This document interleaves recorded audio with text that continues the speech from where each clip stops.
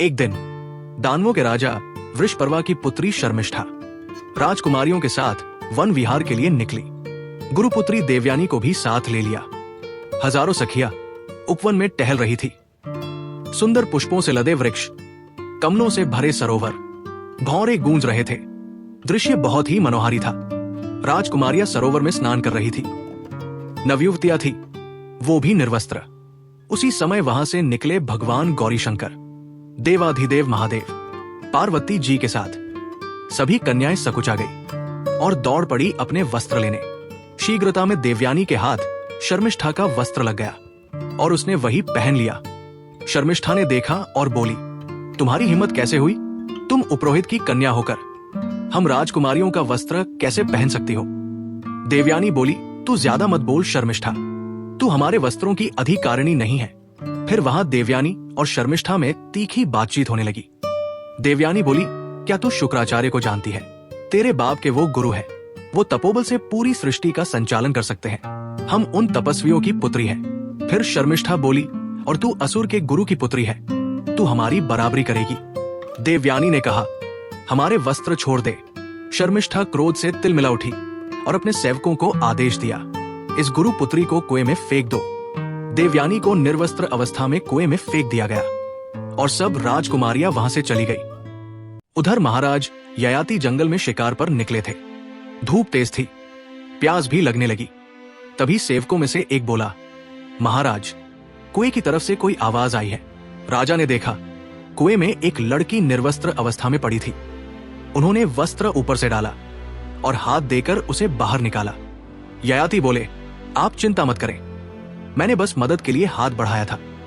देवयानी भीगी आंखों से, मैं शुक्राचार्य की पुत्री देवयानी हूं और आज तक किसी पुरुष ने मेरा स्पर्श नहीं किया। ययाति हैरानी से बोले, आप ब्रह्म ऋषि की पुत्री, मैं सच में क्षमा चाहता हूं, मेरा उद्देश्य सिर्फ सहायता था। देवयानी बोली, मुझे पता है, लेकिन अब जो हो गया वो बदला नहीं जा सकता और मैं जानती हूं मुझे कोई ब्रह्म ऋषि पति रूप में नहीं मिलेगा। मेरा भाग्य किसी क्षत्रिय से ही जुड़ना लिखा है और मैं तुम्हें ही पति रूप में वरण करती हूं। ययाति थोड़ा घबराते हुए, देवी, ये बात इतनी जल्दी? अगर ये निर्णय आप खुद ले रही है तो मैं सिर्फ एक बात कह सकता हूं, यदि आपके पिता शुक्राचार्य सहमत हो तो मैं भी तैयार हूं। देवयानी संवेदनशील लहजे में, शायद ये सब यूं ही नहीं हुआ है। मैंने बृहस्पति के पुत्र कच्छ को श्राप दिया था। उसी श्राप के बाद से मुझे ये पता था, अब मेरा भाग्य किसी ब्राह्मण से नहीं बल्कि एक क्षत्रिय से ही जुड़ने वाला है। शायद तुम ही वो हो और अब सिर्फ मेरे पिता की अनुमति बाकी है। ययाति ने देवयानी को वही छोड़ दिया, कहा कि जब शुक्राचार्य आएंगे तभी स्वीकार करूंगा। देवयानी रोती हुई शुक्राचार्य जी के पास पहुंची और शर्मिष्ठा द्वारा कुएं में फेंके जाने की पूरी बात बताई। शुक्राचार्य, इसने मुझे क्या कोई साधारण पुरोहित समझा है?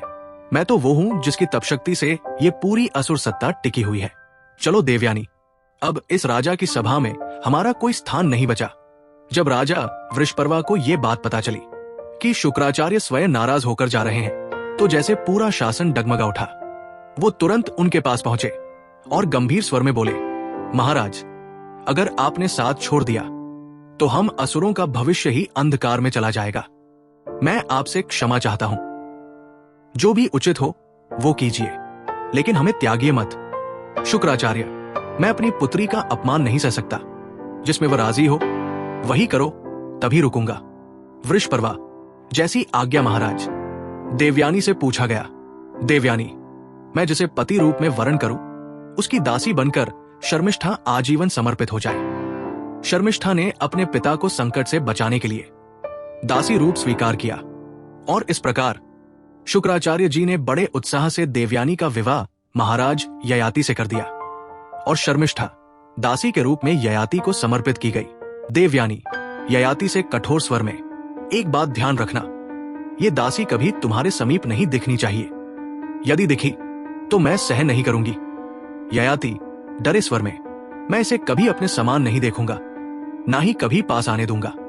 लेकिन समय बीता, देवयानी मां बन चुकी थी और एक दिन जब ययाति अकेले थे, शर्मिष्ठा उनके पास आई। शर्मिष्ठा, महाराज, आप मेरे भी पति हैं, ययाति चौंकते हुए, तुम? लेकिन तुम तो दासी हो।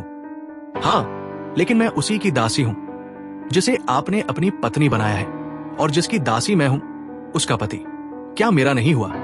शब्दों की चतुरता और सौंदर्य से शर्मिष्ठा ने राजा ययाति को वश में कर लिया। देवयानी के 2 पुत्र हुए, यदु और तुर्वश। इनमें से यदु के वंशज में ही भगवान श्री कृष्ण का प्राकट्य हुआ। शर्मिष्ठा के 3 पुत्र हुए, द्रुह्यु, अनु और पुरु। एक दिन देवयानी वन में घूम रही थी। 3 राजकुमार दिखाई दिए, राज चिन्हों से युक्त। देवयानी ने पूछा, तुम्हारे पिता कौन है? राजकुमार, महाराज चक्रवर्ती ययाति। देवयानी, और मां कौन है? राजकुमार, शर्मिष्ठा। देवयानी हक्की बक्की रह गई। सीधे ययाति के पास पहुंची। देवयानी, गुस्से में तुमसे कहा था ना, इसे कभी नजदीक मत लाना। फिर ये पुत्र कैसे? अब देवयानी इतने क्रोध में थी कि ययाति को छोड़कर सीधी शुक्राचार्य जी के पास चली गई। ययाति पीछे पीछे पहुंचे, पैर पकड़ लिए, मत जाओ। लेकिन देवयानी नहीं मानी। शुक्राचार्य, बेटी क्या हुआ? तुम इतनी परेशान क्यों हो? देवयानी रोते हुए, पिताश्री, जिस इंसान से मैंने भरोसे के साथ विवाह किया, उसी ने मेरी बात की कोई कदर नहीं की।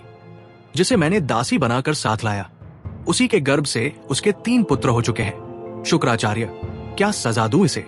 देवयानी, इसके शरीर में बुढ़ापा आ जाए, इंद्रिय शक्तिहीन हो जाए। श्राप ने असर दिखाया और उसी क्षण ययाति वृद्ध हो गए। ययाति, मैं अभी विषयभोग से तृप्त नहीं हुआ, मुझे वैराग्य नहीं आया, कृपा करो, क्या इसका कोई उपाय हो सकता है? शुक्राचार्य गंभीर स्वर में, अगर कोई पुत्र अपनी जवानी तुम्हें दे दे तो तुम फिर से वही जीवन जी सकोगे जैसा कभी पहले जिया था। अब जब शुक्राचार्य ने उपाय बताया, ययाति ने अपने बेटों को बुलाया। ययाति धीमे लेकिन दृढ़ स्वर में, तुम सब जानते हो, मैं अब बूढ़ा हो चुका हूं, लेकिन मैं अब भी जवानी जीना चाहता हूं। वो सब कुछ फिर से करना चाहता हूं जिससे अब शरीर रोक रहा है। अगर तुम में से कोई अपनी जवानी मुझे दे दे तो मैं फिर से जी सकता हूं। यदु, माफ कीजिए पिता, मैं अपनी जवानी किसी और के लिए नहीं छोड़ सकता। बाकी पुत्र एक के बाद एक, हम भी यदु के साथ हैं, हम नहीं दे सकते। पुरु आगे बढ़कर सरल भाव से, पिताश्री, आप ही हमारे ईश्वर हो, आपका अधिकार है इस शरीर पर। मैं आपकी वृद्धता स्वीकार करता हूं, आप मेरी जवानी का उपयोग करें। महाराज ययाति ने 1000 वर्षों तक पुरु की जवानी का भोग किया, लेकिन फिर भी तृप्त नहीं हुए। ययाति धीमे और थके हुए स्वर में, 1000 साल तक जवान बना रहा, अपने ही बेटे की जवानी भोग ली, फिर भी तृप्ति नहीं मिली। अब और नहीं, बस अब नहीं। उन्होंने पुरु को जवानी लौटा दी, वृद्धता फिर से स्वीकार कर ली। राज्य अपने पुत्रों में बांटा, द्रुह्यु को दक्षिण पूर्व, यदु को दक्षिण, तुर्वश को पश्चिम, अनु को उत्तर, और सिंहासन पर बैठाया पुरु को। फिर वनवास ले लिया, वर्षों तक कठोर तपस्या की, समस्त आसक्तियां त्याग दी और परमात्मा वासुदेव की भागवती गति को प्राप्त हुए। ये कहानी सिर्फ एक राजा की नहीं है, ये एक सीधी बात कहती है कि अगर तुम अपनी चाहतों पर कंट्रोल नहीं कर पाए तो वो तुम्हें खत्म कर देंगी। भोग की लालसा कभी खत्म नहीं होती, और जो वक्त रहते ये समझ जाए, असल जीत उसी की होती है। अब एक सवाल आपसे है, क्या कभी आपके जीवन में भी ऐसा कोई पल आया जब आपने खुद से कहा हो अब नहीं? अगर हाँ, तो नीचे कमेंट करके जरूर बताइए। अगर ये वीडियो आपको पसंद आया हो तो इसे लाइक करें, शेयर करें और हमारे चैनल क्लासिक इंडियन लेगेसी को सब्सक्राइब करना न भूलें। जल्दी मिलते हैं एक नए वीडियो के साथ। धन्यवाद।